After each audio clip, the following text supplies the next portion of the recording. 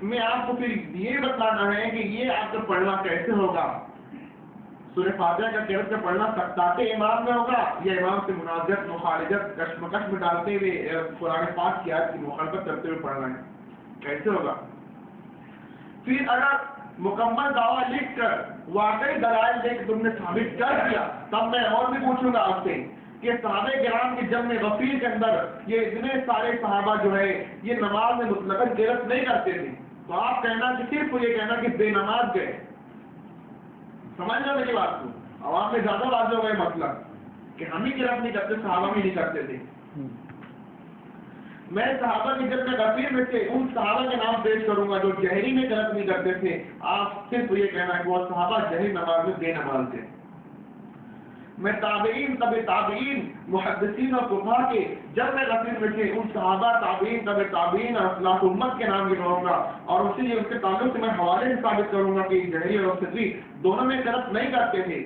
آپ صرف یہ کہنا لوگوں کے سامنے کہ تمام تابعین اور طبع تابعین اور فلاں فلاں بے نماز میں. میں کہوں گا البانی صاحب جہری میں نہیں پڑھتے بے نماز میں صرف آتے, آپ کہنا ان کی جہری میں بے نماز میں. جب یہاں تک پہنچے کونے سے ایک آواز آئی, نہیں ان کے تعلق سے مت کرو, اپنے بڑے ہیں. کیوں بھائی, کچھ ایسی روایت لاؤ کہ وہ نہ پڑھے تو نماز ہو گئی, ہم نہیں پڑھے تو نہیں ہوئی. تو وہ کیوں مانے گا اگر یہ شرائط نہیں ہوتی مناظرہ بھی چٹکی سے فیل ہے, کچھ غلط مطالبہ تو نہیں تھا.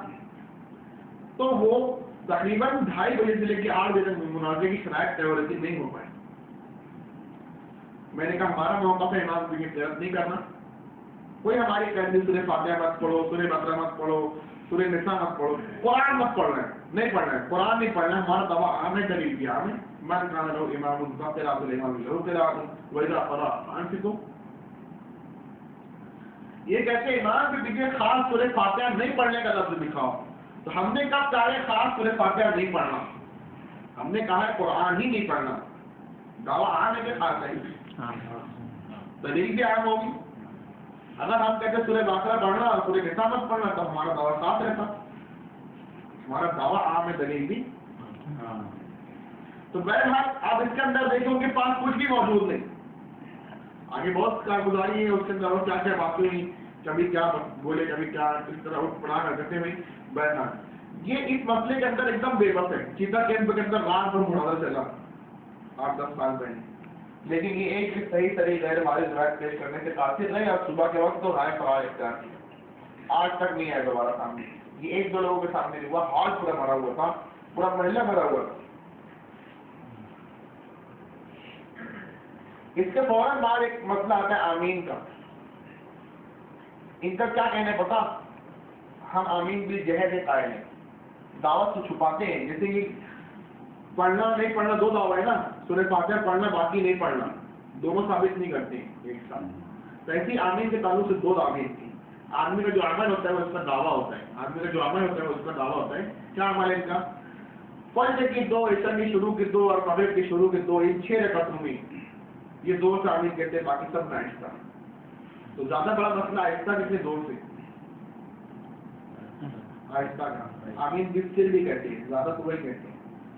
تو ان سے آپ مطالبہ کریں کہ آپ لوگ جہری نماز میں جہرن اور سرری میں سرن آمین کہنے کی کوئی روایت سنائیں.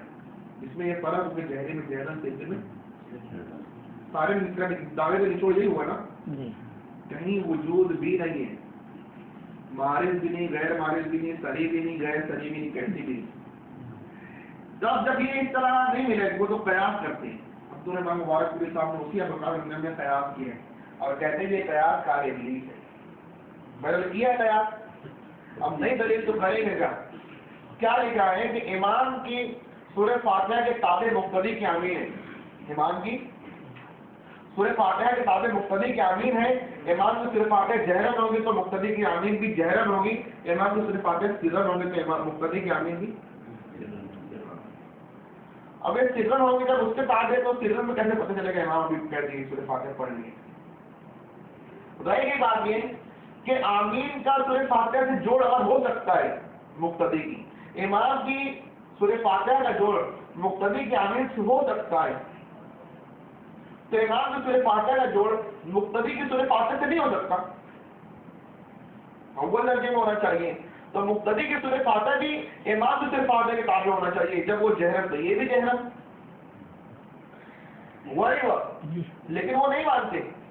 حدیث کے اندر ہے من کان لہ امام فقراءۃ الامام لہ قراءۃ، امام کی قرأت مقتدی کی قرأت ہے.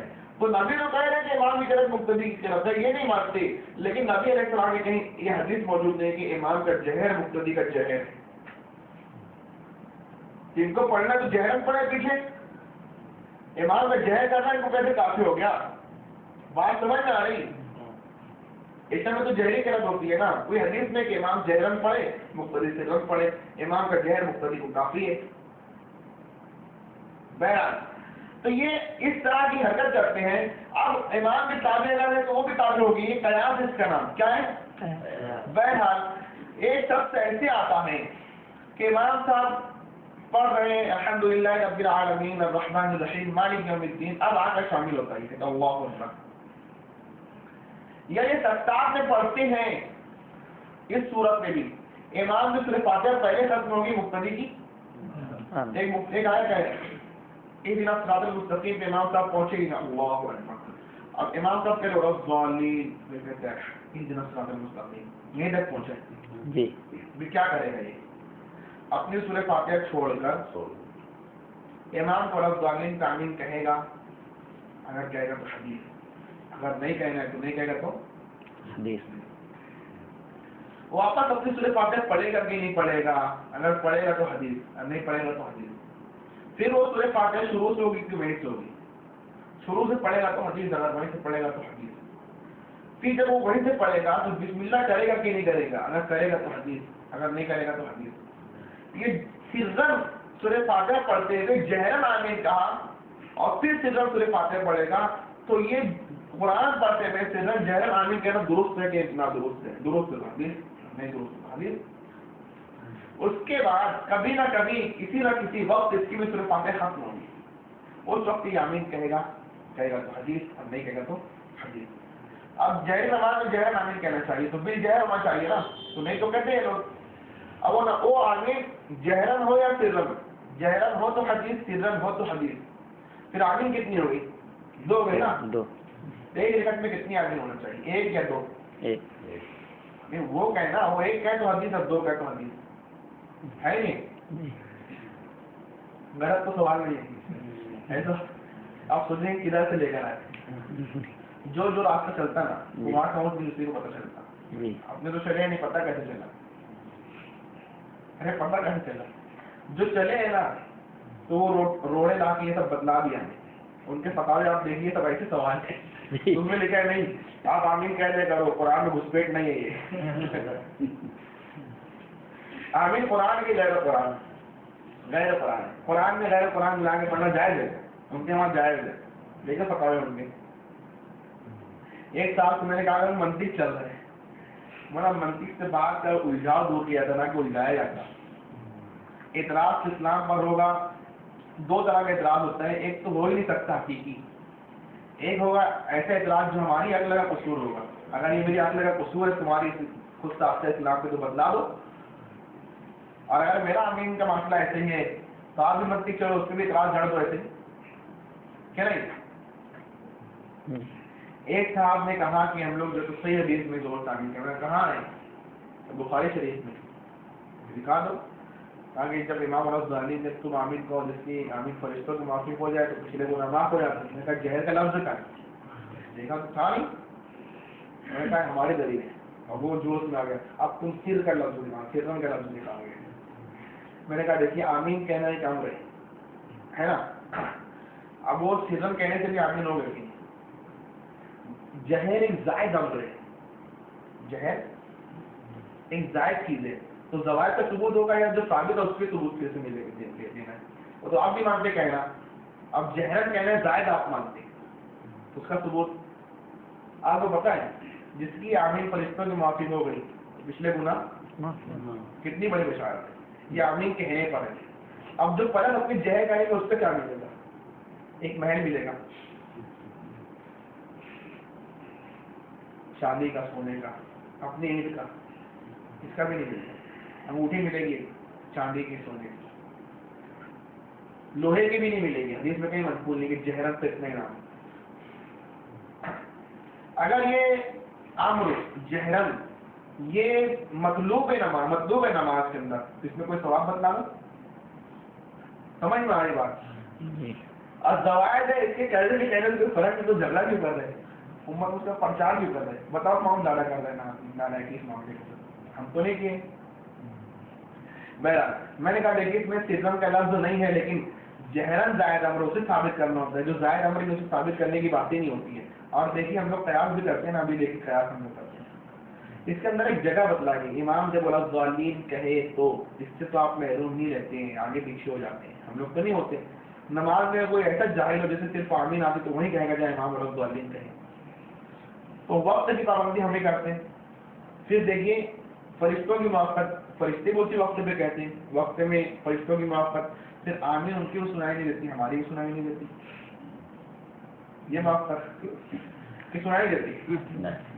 اچھا یہ آمین بھی جائے کہتے ہیں نماز مبنی ہوگی تو دیکھو کیسے اٹھ پڑا اس میں لکھا ہوا ہے. اس میں لکھا ہوا ہے کوئی لکھتا ہے امام صرف امام پہلے آمین کہتے مقتدی، کوئی کہتے ہیں پہلے مقتدی کہتے امام. تو جو بھی پہلے کہے گا بعد میں کہے گا، ایک کے ساتھ فرشتے موافقت کریں گے دوسروں کے ساتھ بھی، تو کوئی ایک محروم رہے گا نا امام میں مقتدی. ہم میں کوئی محروم نہیں رہتا. ایک آدمی عبد الجبار کر کے نماز نبی کے حاشیے میں لکھا ہے کہ بھائی یہ کہہ رہے امام سے پہلے آمین کہنا چاہیے، تو یہ بات غلط ہے نا. جیسے امام شروع کرے نا آمین شروع کرے، بلکہ امام کے شروع کرنے کے بعد شروع کرے. بات تو بات ہی ہو گیا، بات سمجھ میں آئی. تو یہ اس کے اندر کشمکش میں مبتلا ہے. ایک بھی صحیح صحیح غیر والی حدیث کو وجود نہیں جس کا مطلب ہو کہ جہری نماز میں جہر سرے میں سرن آمین کہنا چاہیے. اس مسئلے کے اندر بھی انہوں نے بہت اٹھ پڑا حرکتیں کی ہیں، ہیرا پھیری کی ہیں. ان کا ہیرا پھیری انشاءاللہ جب بھی توفیق ملی نہ ہوگی سب جمع کر دوں گا عنوان کے اوپر کیا ہے. اس کے بعد رفع الیدین کا مسئلہ. رفع الیدین کے اندر ثبوت رفع الیدین کے ہم منکر نہیں، بلکہ ہم ثابت مانتے ہیں. دوسری رکعت کے شروع میں بھی، تیسری رکعت کے شروع میں بھی، چوتھی رکعت کے شروع میں بھی، ہر اوش نیچ پر، ہر تکبیر کے وقت، سلام کے وقت بھی، سجدے کے درمیان بھی. یہ ثبوت کا ممکن نہیں ہے. ان تمام ثابت شدہ رفع الیدین میں باقی کون سا ہے اس میں اختلاف ہے. اس میں ہم کہتے تھے کہ شروع والا باقی ہے. ہمارے پاس وہ ایک کے کرنے کی باقی کے نہیں کرنے کی روایت موجود ہے. جتنا ہم کرتے اس کا اس بات ہے، جتنا ہم نہیں کرتے اس کی نفی ہے.